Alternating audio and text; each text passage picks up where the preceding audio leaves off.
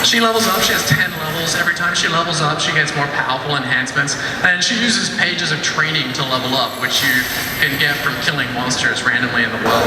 As he levels up, he gets the ability to combine more powerful gems, higher ranks. He also uses pages of training to level up. So when you're like improving your artisans, you're gonna have to kind of pick and choose which ones you want to focus on. Fortunately, they're account-based, so you know you're level up your bard to level 16 and you focus on. Basically, the monk summons a huge temple and collapses it on his enemies, which is totally sweet.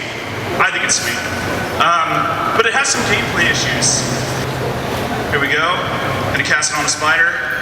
Oh, there it is. All right, so basically it explodes automatically.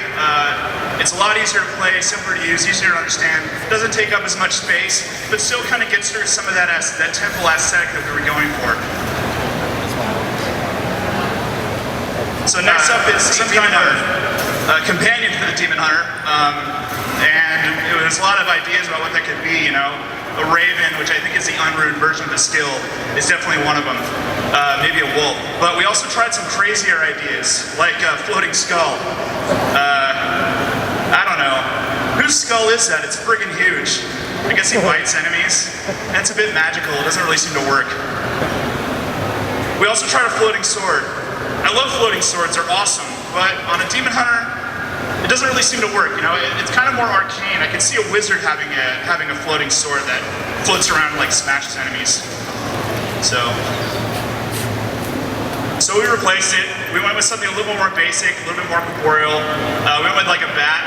I guess he bites enemies and like sucks their blood for you or something. I mean, it's pretty sweet. It's got some shadow stuff on him too, so it's a little bit more in the physical realm. It's something I would expect a Demon Hunter to have following him around, slaying the allies of hell. We also gave him something a little cute. I love these little guys. Oh, little ferrets. That's awesome. I'm gonna call that one Bitey. Yeah, that's right. I love ferrets. They go in the game. They're totally sweet. You don't really have to do much to them.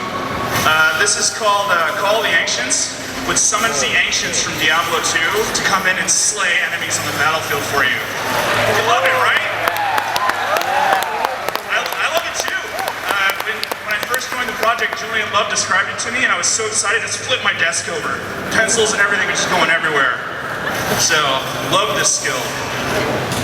You know, it's not just hero skills that need to be awesome, it's also monsters. I mean, monsters have got to be awesome, so you feel more awesome for slaying them. Oh man, Shaman. Picture here, you're going to kind of see that he has a lightning shield, which he casts on himself, and when you hit him when he has a lightning shield on, it does damage to you, it returns damage. It's a great mechanic, it's a great idea. Smothering my enemies in avalanche of frost, consigned to an icy grave. Let's see what that looks like. Yeah! Hit him with the frost. Oh, you're so dead. Oh, you died. It's an upgrade, it's more awesome, I don't know. Guy shows up in Act 2. So he's a rockworm. He's definitely not inspired by a desert-themed sci-fi universe at all. So get that idea out of your heads. Don't even think about it. So this is our first implementation ground, which is pretty cool. If you're lucky enough, he's actually gonna catch you and eat you. Yeah! Spit you out. That's what I'm talking about. That gets my blood boiling. All right. GG, guys. That's all I got. And absolutely, you can make a Petless Witch Doctor. Here's a Petless Witch Doctor. I think this is Hell difficulty, like late. Essentially, Witch Doctor uses a series of high defense attributes, as well as Grasp of the Dead and Spirit Walk. These are really defensive abilities to be able to make a build that just doesn't need to use pets.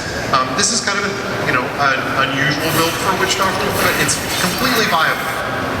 So here's my favorite, melee wizard. I like to hit things. It's a personal flaw or strength, depending on your view on hitting things.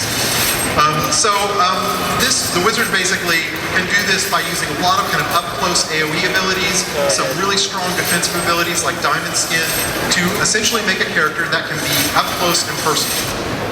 And that's, again, not a common build for a wizard, but a viable one. So why?